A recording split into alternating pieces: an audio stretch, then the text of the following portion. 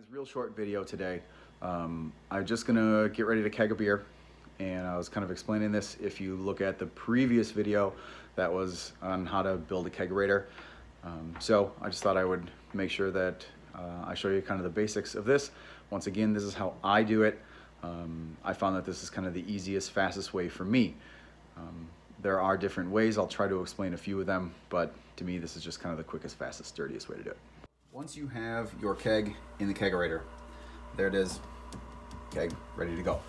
And as I explained in my building of a Keyser video, I have two regulators. This side here is my high side, and I have that for carbing this keg. One thing that I keep handy all the time is a little spray bottle full of sanitizer. So I spray my post, and I grab my high side and push it down, open my valve. I turn my high side up to 25 PSI. Now I don't keep it at 25 PSI. I just do that for about 2 days before I turn it down a little bit. One thing to note is this keg was not 100% empty. It wasn't 100% full. There is some headspace in here. Now, because that's air, that has oxygen, which you don't want on top of your beer. This little valve is made to purge and burp that keg. So I usually do this a few times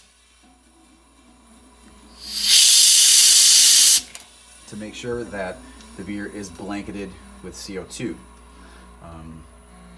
Again, then I gotta check just to make sure that this is stable at 25. It looks like it is. I lock down that nut so I can't bump it. And here it sits. So find one of these online. It is a carbonation table. It's pretty simple. So I know that my kegerator sits about 38 to 40 degrees. There's temperature along the top. There is pressure reading on the gauge down below. So I know that I'm about 38 to 40 degrees. 25 degrees or 25 PSI is gonna leave me at 3.57 to 3.48 volumes of CO2, which is not what I want. This beer would be explosive given that it is a stout. That might not be bad if you're doing a Saison or a Belgian wit, but that is not what I want. I really want it somewhere up in this range here, which corresponds to about 12 PSI. After it gets past 25 PSI for those 2 days, I turn it down to about 18 PSI, give or take. Make sure to burp the keg in between. Although I don't believe I can scientifically prove this, or at least I probably once could back in my days when I was smarter about physics and stuff. But you want to make sure that you bring that keg back to equilibrium sitting around 18 PSI.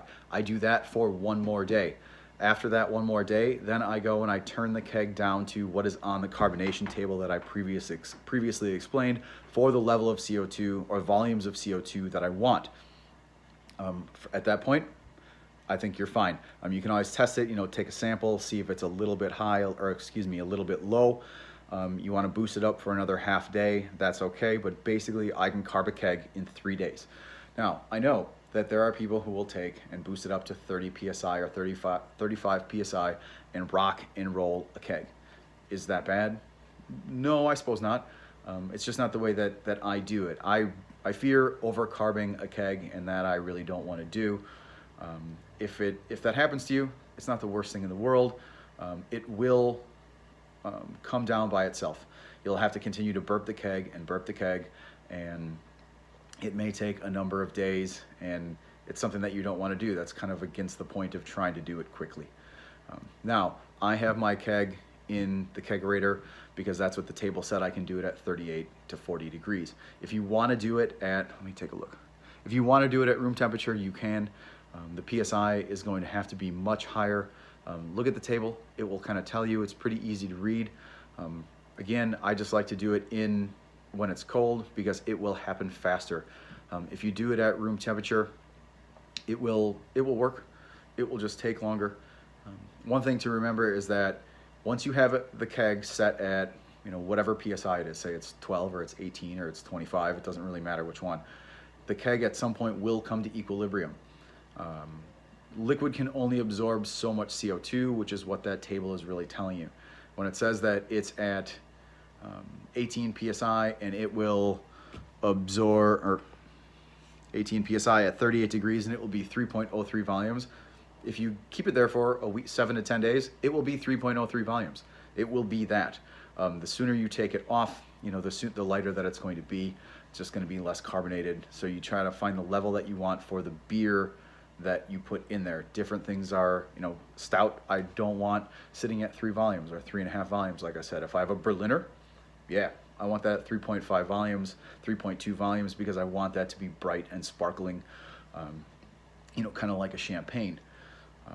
But consult that table. If you find one online, they're all pretty much the same. I'll try to find where I got this one from. I know that this I printed off from a club, one of my homebrew clubs webpage, or off of a forum, geez, I don't know, 10 years ago now. But I have found them after the fact. So it shouldn't be hard to find. So like with all these videos, if you have any questions, you have any comments, please leave them below. If you like this video, if you found that it was helpful, please like that page, follow this channel, and I'll have more, and I'll see you guys next time. Thanks. But I leave it at 25 PSI for 2 days.